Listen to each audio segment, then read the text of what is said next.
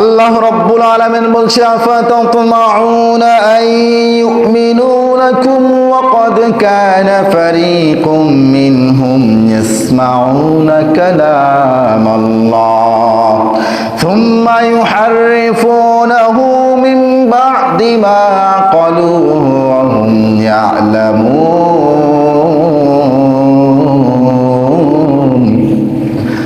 আল্লাহ রাব্বুল আলামিন বলছেন ওই সমস্ত এক নম্বরের দল ইহুদিদের এক নম্বরের দল আলেম সমাজ, কাদের কথা?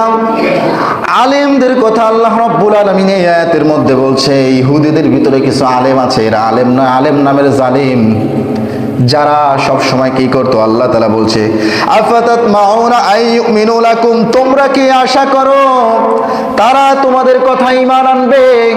মুহাম্মাদুর রাসূলুল্লাহ সাল্লাল্লাহু আলাইহি ওয়াসাল্লাম এবং তার সাহাবীরা যখন ইহুদিদেরকে দাওয়াত দিত, ইহুদি আলেমদের একটা অবস্থা এমন হয়েছিল, আল্লাহ রাব্বুল আলামিন বলছে তোমরা কি এমনটা আশা করো? তোমরা ইহুদিদেরকে দাওয়াত দাও, তোমরা ইহুদিদেরকে এক আল্লাহর দাওয়াত দাও, কোরআনের দাওয়াত দাও, তোমরা কি আশা করো তোমাদের দাওয়াতের মাধ্যমে তারা কি ঈমান আনবে? আল্লাহ রাব্বুল আলামিন বলছে তারা হচ্ছে এতটাই তারা নিমকহারাম, তারা আলেম নামে এতটাই জালেম। ওয়াকাদ কানা ফারীকুম মিনহুম ইয়াসমাউনা কালামাল্লাহ, তোমরা তো তাদেরকে মুখে মুখে দাওয়াত দিচ্ছ, মুহাম্মদ সাল্লাল্লাহু আলাইহি ওয়াসাল্লামের উপরে কোরআন নাজিল হয়েছে, সাহাবীরা তোমরা মুহাম্মদ থেকে সে কথাগুলো শুনেছো, তোমরা শোনা কথা ইহুদিদের কাছে বলছো, তোমরা কি ভাবছো তোমাদের শোনা কথায় তারা ঈমান আনবে? ইহুদিদের মধ্যে একটা জনগোষ্ঠী এমন ছিল ইয়াসমাউনা কালামাল্লাহ, যারা আল্লাহ পাকের সরাসরি কথাই শুনেছে। ইহুদিদের একটা জনগোষ্ঠী এমন ছিল, কিছু সংখ্যক লোক এমন ছিল সরাসরি আল্লাহর কথাই শুনেছে। আপনাদেরকে অতীতের ঘটনাগুলো আমি শুনিয়েছি। 70 জন বনি ইসরাইলকে নিয়ে তুর পাহাড়ে গিয়েছিল। তারা যখন বলল আমরা তাওরাত কিতাব বিশ্বাস করব না যতক্ষণ পর্যন্ত আল্লাহর কথা আমরা শুনবো না, তখন আল্লাহ যখন কথা বলল সেই কথাগুলো কিন্তু 70 জন বনি ইসরাইল শুনেছিল, ঠিক না? এরপরে যখন দেখার আকাঙ্ক্ষা করলো তখন তো একটা বিকট আওয়াজের মাধ্যমে আল্লাহ তাদের জ্ঞান হারিয়ে ফেললেন। তো আল্লাহ তাআলা বলছে তোমরা কি মনে করেছো ইহুদিদেরকে তোমরা দাওয়াত দিবা আর তোমাদের এই শোনা কথায় তারা ঈমান আনবে? অথচ ইহুদিদের মধ্যে এমন একটা দল ছিল যারা সরাসরি আল্লাহর কথা শুনেছে, সরাসরি আল্লাহর কালামের কথা শুনেছে, আল্লাহর কণ্ঠ শুনেছে। এরপরে সুম্মা ইউহাররিফুনাহু মিন বাদি মা ক্বালুহু ওয়া হুম ইয়ালামুন, তারা জেনে বুঝে সেই আল্লাহ তাআলার কথাগুলোর বিকৃতি ঘটিয়ে ফেলেছে, জেনে বুঝে আল্লাহ তাআলার কথাগুলোকে তারা পরিবর্তন করে ফেলেছে। ইহুদিরা এমন ছিল, ইহুদিদের স্বভাব এমন ছিল যে তাওরাত কিতাবের যে সমস্ত হুকুমগুলো ছিল এরা নিজের ইচ্ছা এগুলোকে বিকৃতি ঘটাতো, এগুলোর পরিবর্তন করে দিত। তাওরাত কিতাব যেভাবে আল্লাহ রাব্বুল আলামিন বলেছে ওইভাবে তারা মানুষের সামনে বর্ণনা না করে তারা কি করতো? ওই তাওরাত কিতাবের হুকুমগুলোকে তারা বদলিয়ে দিত। দেখা যেত ইহুদিদের পক্ষে কোনো ধরনের কোনো দোষ, কোনো বিচার হলে সেই জায়গায় ইহুদিদের পক্ষে রায় নিয়ে আসার জন্য তারা হুকুমকে বদলিয়ে দিত। যেমন ইহুদিরা সুদকে বলতো সবার জন্য সুদ হারাম হলেও আমাদের জন্য সুদ হালাল, সবার জন্য হত্যা হারাম হলেও আমরা ইহুদিদের জন্য হত্যা হালাল।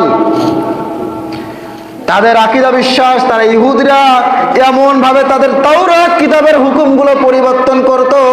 তারা বলতো যখন কোনো বিচার আচার হবে সেই জায়গার মধ্যে যদি ইহুদিরা থাকে দোষ যারাই করবে রায় আসবে ইহুদিদের পক্ষে। এই যে কথাটা শুনলেন, এই যে আয়াতটা শুনলেন, এই আয়াত কি শুধুমাত্র ইহুদিদের মধ্যে সীমাবদ্ধ নাকি আমরাও এমন দেখেছি যারাই দোষী হোক কোনো আপত্তি নাই, রায় যাবে একদিকেই, ঠিক কিনা? এরকম দেখেছেন কিনা? এমন স্বভাব ছিল। এমন আলেমও যদি পাওয়া যায় তারা আলেম নয়, আলেম নামের সব থেকে বড় মার্কা জালেম, কথা বলেন ঠিক কিনা? তারা কিভাবে পরিবর্তন ঘটাইতো দেখেন, চোখের সামনে পরিবর্তন পরিবর্তন করত। আল্লাহর নবীর সাহাবীর কাছে কিছু ইহুদি এসে বলল, আমাদের ভিতরে একজন নারী তিনি জেনায় লিপ্ত হয়েছে, তাকে কি করা যায়? আল্লাহর নবী সাল্লাল্লাহু আলাইহি ওয়াসাল্লাম বললেন, তোমাদের তাওরাত কিতাবের মধ্যে জেনার শাস্তি কি বলো? আল্লাহর নবী বললেন, জেনার শাস্তি তো এমন, তাকে রজম করা হবে, পাথরের আঘাত করা হবে, আঘাত করতে করতে তাকে দুনিয়া থেকে বিদায় করে দেওয়া হবে। তোমাদের তাওরাতের ভিতরে কি হুকুম ছিল বলো?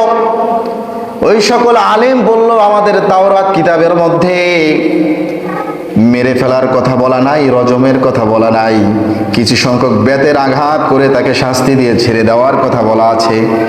সেখানে একজন সাহাবী উপস্থিত ছিল, তিনি বললেন, না, তোমাদের তাওরাত কিতাব আমি কিছুটা পড়েছি, সেখানে এই রজমের কথা আছে, মানুষ মেরে ফেলার কথা, কেউ যদি জেনা করে তাকে মেরে ফেলার কথাটা উল্লেখ আছে। তুমি তাওরাত কিতাব নিয়ে আসো, তাওরাত কিতাব নিয়ে আসে আমাদের সামনে তেলাওয়াত করো, আমরা দেখতে চাই, শুনতে চাই। ওই সকল আলেমরা তখন তাওরাত কিতাব নিয়ে আসলেন। তাওরাত কিতাব নিয়ে আসার পরে তাওরাত কিতাব তেলাওয়াত করতে লাগলেন, জেনার শাস্তি সম্পর্কে তেলাওয়াত করতে লাগলেন। একজন ইহুদি আলেম যিনি তাওরাত কিতাব পড়ছিলেন, যেখানে রজমের কথা বলা আছে, শাস্তির, জেনার শাস্তির কথা যেখানে বলা আছে, তিনি ওখানে হাত দিয়ে চেপে রাখলেন। হাত দিয়ে চেপে রেখে তার আগে পরের পড়াগুলো পড়লেন, শাস্তির কথাটা বললেন না, হাত দিয়ে ঢেকে রেখেছেন। এটা একজন সাহাবী খেয়াল করে দেখলেন, সাহাবী খেয়াল করে বললেন, তোমার হাতের নিচে যেই পড়াটা আছে এটা কেন তুমি পড়লা না, এটা তুমি বলো। তখন ওই হাত উঠানোর পরে দেখলো ওই জায়গার ভিতরে যখন কোনো মানুষ জেনা করবে তাকে রজমের কথা বলা আছে, পাথর মেরে মেরে দুনিয়া থেকে বিদায় করে দিবে কথা বলা আছে। এই যে তারা অস্বীকার করতো, আল্লাহ তাআলা বলছে, সুম্মা ইউহাররিফুনাহু, তারা পরিবর্তন ঘটায় ফেলতো।